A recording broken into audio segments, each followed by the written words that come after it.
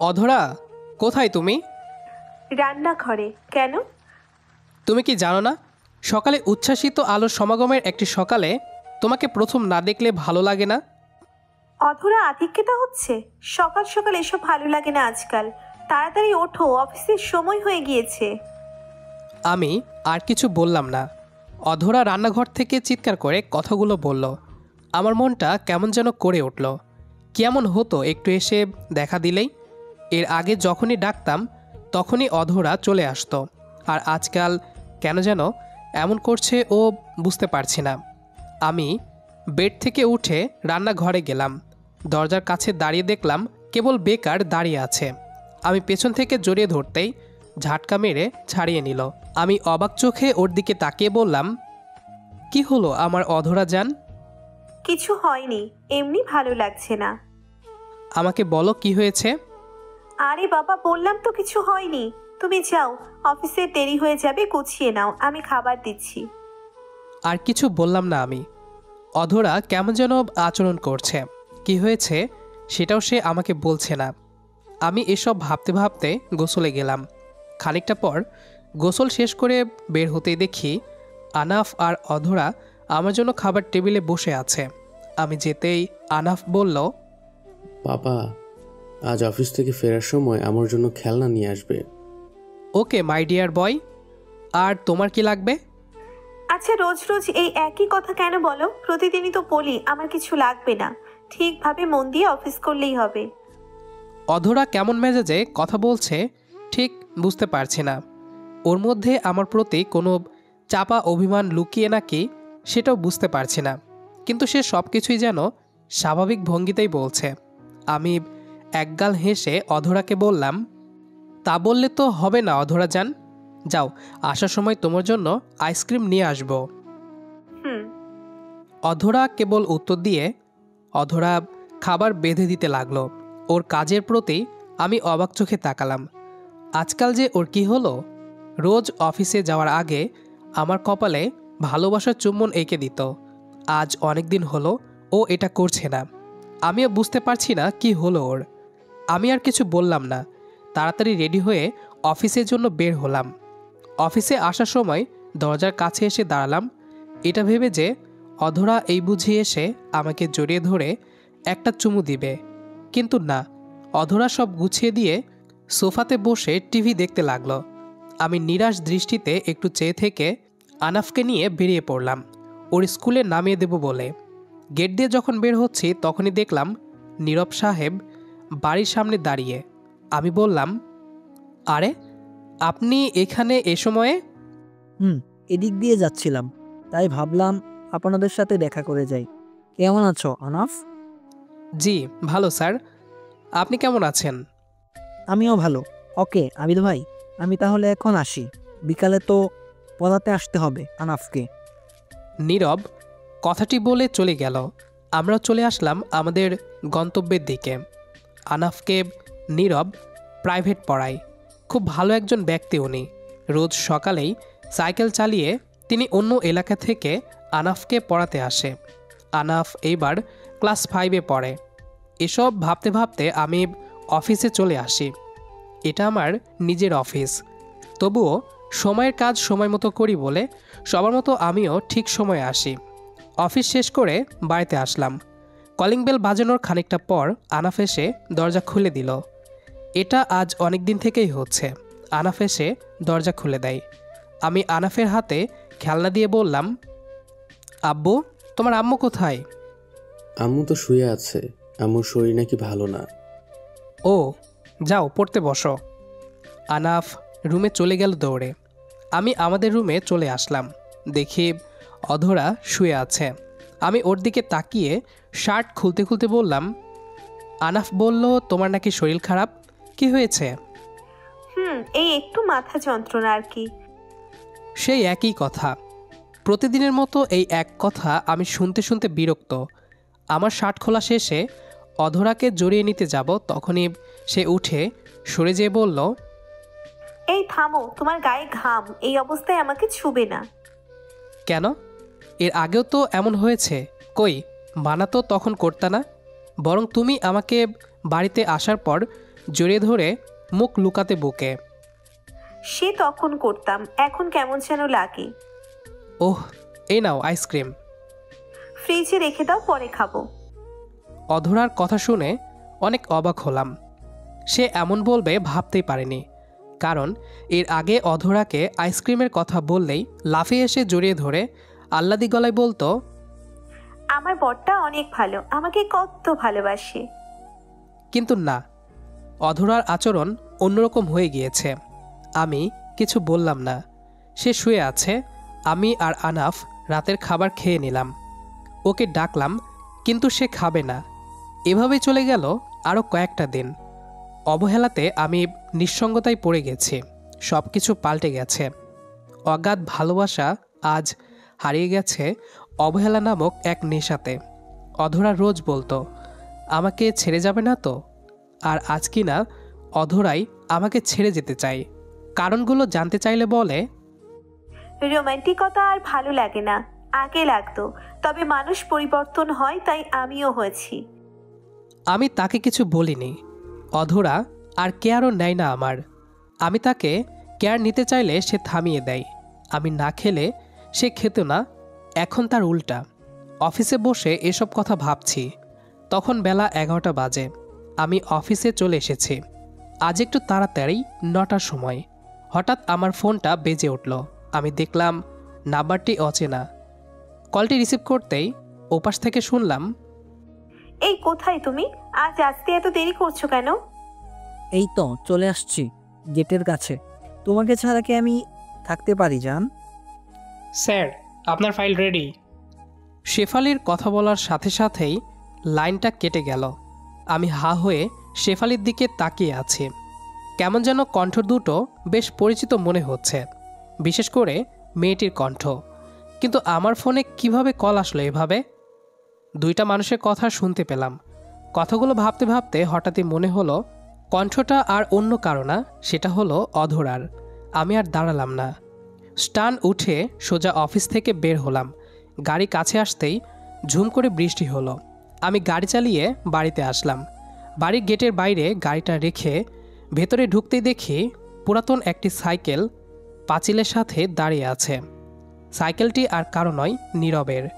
ভিজতে ভিজতে বাড়ির গ্রিল দেওয়া দরজার কাছে আসলাম। খোলাই আছে।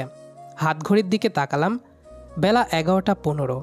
নীরবের তো এখন আসার কথা না, সে তো পড়াতে আসবে বিকালে। তবুও কেন সে এখন এখানে? 7-5 ভাবতে ভাবতে দরজা ঠেলে বারান্দাতে ঢুকলাম। সব দরজা বন্ধ।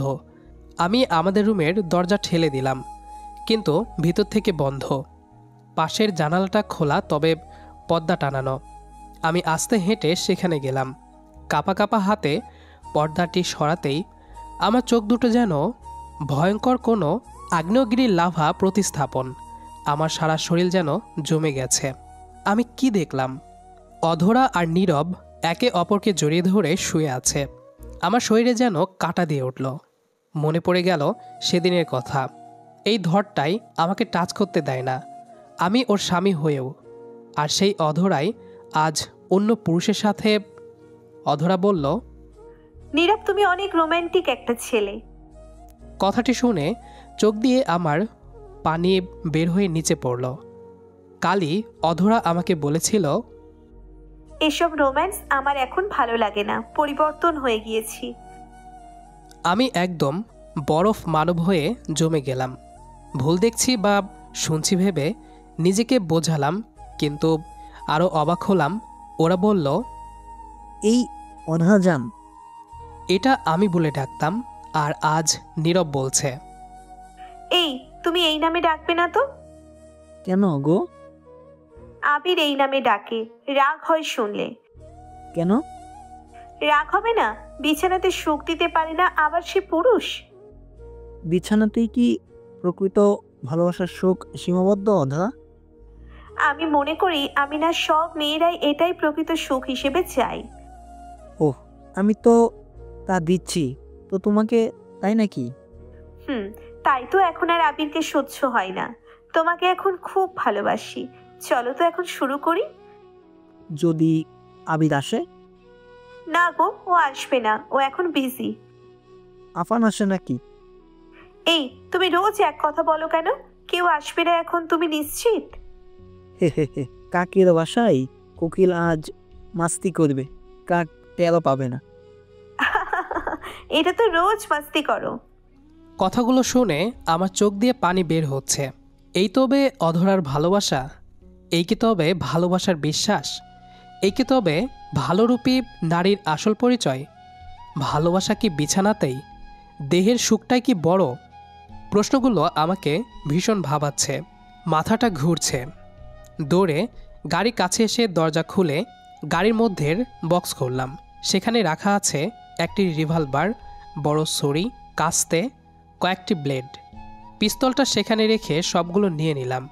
বাড়ি থেকে গাড়িটা অনেক দূরে রেখে আসলাম। সময় বাজে তখন 1টা। আমি এসে দেখি রুমের মধ্যে তখন রাসলীলা চলছে। এমন দৃশ্য একটি স্বামী তার বউকে এইভাবে দেখে সহ্য করতে পারবে না। আমি মাথা ঠান্ডা করলাম। আরেকটু খেলে নিক দুজন আমার সাথে। আমি ছাদের সিঁড়ির ঘরের মুখে দাঁড়িয়ে রইলাম। সময়গুলো চলে যাচ্ছে। এখন বাজে 3:30। নীরব বের হলো। একটু পর আনাফ আসলো। তার 30 মিনিট পর আবার নীরব আসলো। আমি সব ছাদের ঘরে দাঁড়িয়েই দেখছি। 6টার সময় নীরব বের হলো উঠানে, সাথে বের হলো অধরাও। এ সময় আফান ভিডিও গেম নিয়ে একটু ব্যস্ত। বাড়ির দরজার কাছেই উঠানে দাঁড়িয়ে ওরা কথা বলছে, বেশ জোরেই কথা বলছে। আমি শুনলাম, এই আরেকবার হবে নাকি?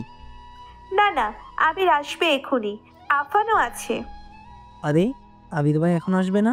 আর আফান খেলছে তো। নীরব অনেকবার বলার পর আবার অধরা রাজি হলো।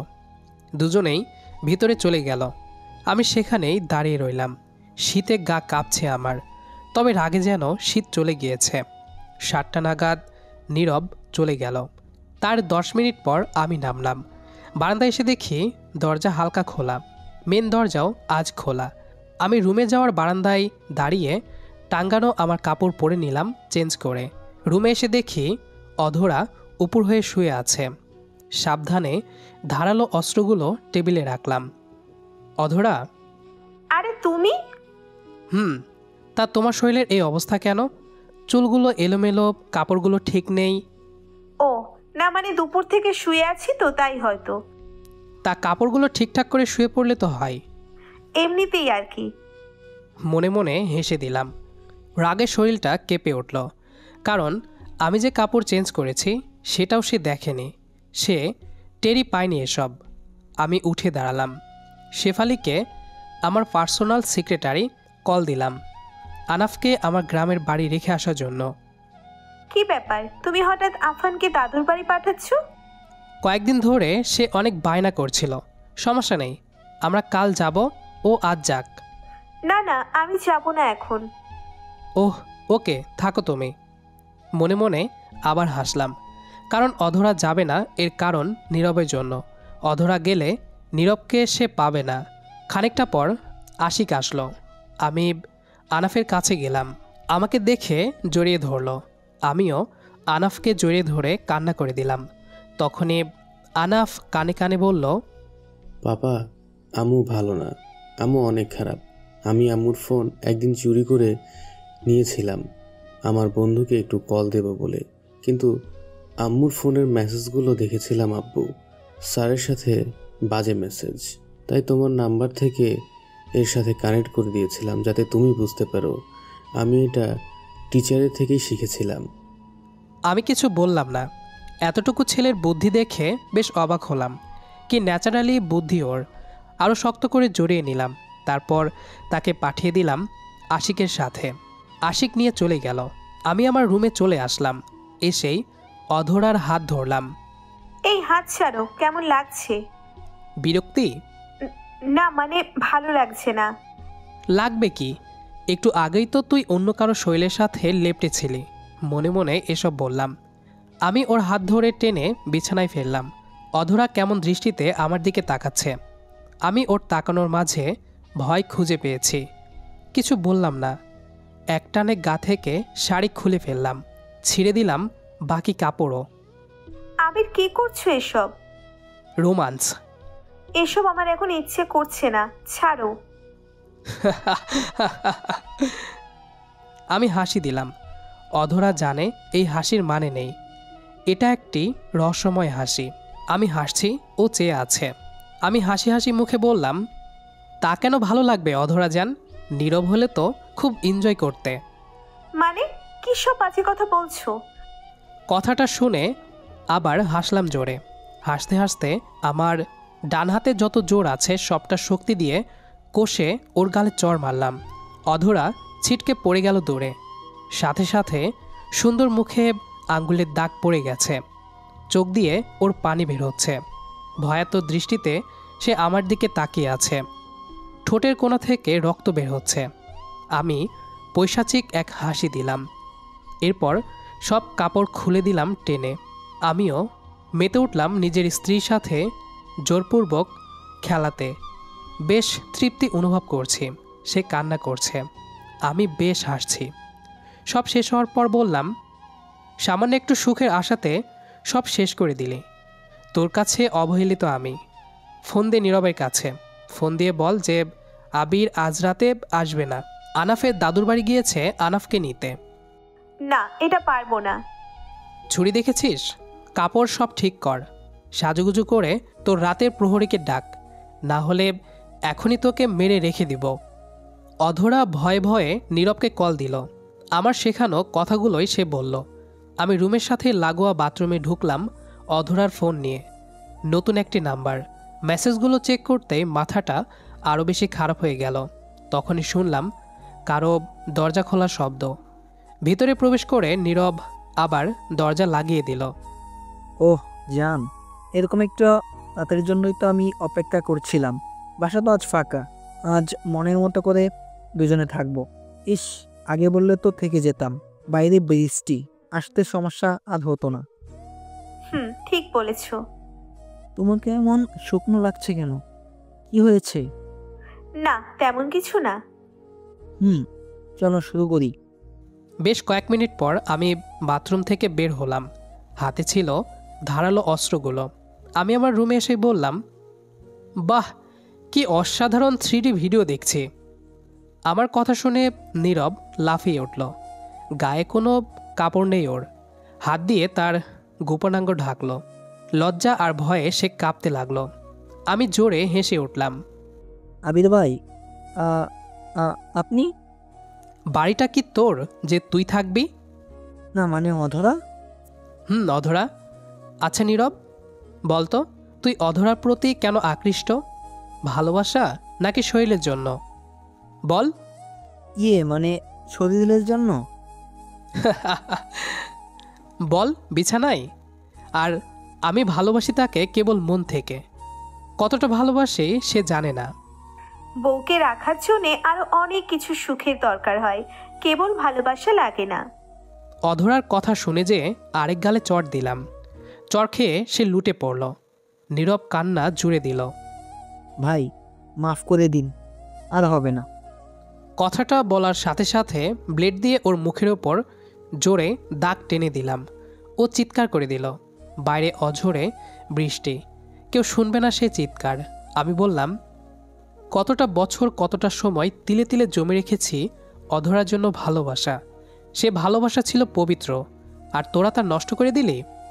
কথাটি শেষ হতেই আরেকটি ব্লেড দিয়ে অধরার গালে টেনে দিলাম। রক্তে সব মাখামাখি। সবাই চিৎকার করে কান্না করে মাফ চাচ্ছে। আমি হাসছি। আমার হাসিতে কোনো রং নেই, আছে কেবল রক্তের ঘ্রাণ। আমি ছুরি দিয়ে নীরবের গোপনাঙ্গ কেটে দিলাম। সে ছটফট করতে লাগলো। অধরা ভয়ে জোরে চিৎকার করতে লাগলো। আমি সাথে সাথেই ছুরি দিয়ে নীরবের গলাতে টান দিলাম। ধারালো ছুরির আঘাতে সঙ্গে সঙ্গে ওর গলার নলি কেটে গেল। নীরব নিস্তব্ধ, কেবল রক্তগুলো সব বেয়ে বেয়ে নিচে পড়ছে। আমি জোরে হেসে দিলাম। আমার হাসি শুনে অধরা চুপ হয়ে গেল। আমি অধরার কাছে গেলাম। অধরা ভয়ে কাঁপতে লাগলো আর বলল, আমাকে মাফ করে দাও, আমি এই ভুল আর কোনো দিন করবো না আবির। তোকে যেদিন বিয়ে করেছিলাম সেদিন মনের মধ্যে ভালোবাসার অনুভূতির বীজ বুনেছিলাম, কিন্তু সেই বীজগুলো এভাবে অন্যের গবাদি পশু এসে নষ্ট করবে ভাবিনি। কথাটি শেষ হতেই ব্লেড দিয়ে আরও একটা টান দিলাম মুখে। সে লাফাতে লাগলো। আমি আবারও হেসে দিয়ে বললাম, ভালোবাসা তো কেবল ভালোবাসা অধরা, যা থাকে মনের গভীরে রেখে তা সর্বদা উপলব্ধি করতে হয়। কিন্তু অনেকেই তার মূল্য বোঝে না, যার প্রধান উদাহরণ তুই। হাত টেনে এনে ওর আঙ্গুল থেকে একটি আঙ্গুল কেটে নিলাম। অধরা চিৎকার করে কাঁদতে লাগলো। আবির, আমার কি দোষ? তুই আমার ভালোবাসার মূল্য দিস নাই, জিনা করেছিস, যা আল্লাহর নিষেধাজ্ঞা সত্ত্বেও আমাকে ঠকিয়েছিস খারাপ কাজ করে। আমার বিশ্বাস নিয়ে খেলেছিস আমার ভালোবাসাকে নিয়ে, খেলেছিস আমার সন্তানকে নিয়ে। আমাকে মাফ করে দাও, আমি তোমাকে অনেক ভালোবাসবো আবির। কথাটি বলার সাথে সাথেই ব্লেড দিয়ে গলাতে দিলাম এক টান। রক্ত ফিনকি দিয়ে বেরিয়ে আমার শার্টে এসে লাগলো, আমার সারা মুখে এসে পড়ছে। অধরা কথা বলতে পারছে না, কেবল জোরে জোরে নিঃশ্বাস নিচ্ছে। আমি সরে আসলাম, এসে বললাম, তোকে তো মারবই, তবে আরেকটু যন্ত্রণা সহ্য কর, দেখ কেমন লাগে। 5 মিনিট পর অধরার পেটে যেয়ে ছুরিটা চালান করে দিলাম। মনে যত রাগ ছিল ততবার করে। রাগ মিটে যাওয়ায় খেয়াল করলাম সব কিছু নিস্তেজ হয়ে গেছে। অধরার গলা হা হয়ে রয়েছে, চোখ দুটো যেন উল্টে গেছে। জোরে কেঁদে উঠলাম। দৌড়ে অধরার কাছে যেয়ে বললাম, এই অধরা, ওঠ, তোকে ভালোবাসি আমি, ওঠ। কি হলো, ওঠ। কোনো শব্দ নেই। আজ সব কিছু বৃষ্টির পানির মতো ছমছম করছে। ঝুমঝুম বৃষ্টির শব্দে চারিদিকে মিশে গেছে। জোরে জোরে বললাম, ভালোবাসা সে তো কেবল দুর্বিশ্ব এক অদেখা শিহরণের নাম, যা স্তম্ভের ন্যায় দাঁড়িয়ে রয় সব মানুষের মনের মসজিদের বিশ্বাসের উপর ভিত্তি করে। বিশ্বাস হারালে ভালোবাসাটা কঠিন হয়ে যায়। তখন ভালোবাসার মরণ হয় না, হয় বিশ্বাসের। আমাদের আজকের গল্পটি এ পর্যন্তই। গল্পটি আপনাদের কাছে কেমন লেগেছে সেটি অবশ্যই কমেন্ট করে জানাবেন। দেখা হবে আবারও নতুন কোনো গল্প নিয়ে। সেই পর্যন্ত আমাদের সাথেই থাকবেন। আর পুরো গল্পটি শেষ পর্যন্ত শোনার জন্য অসংখ্য ধন্যবাদ।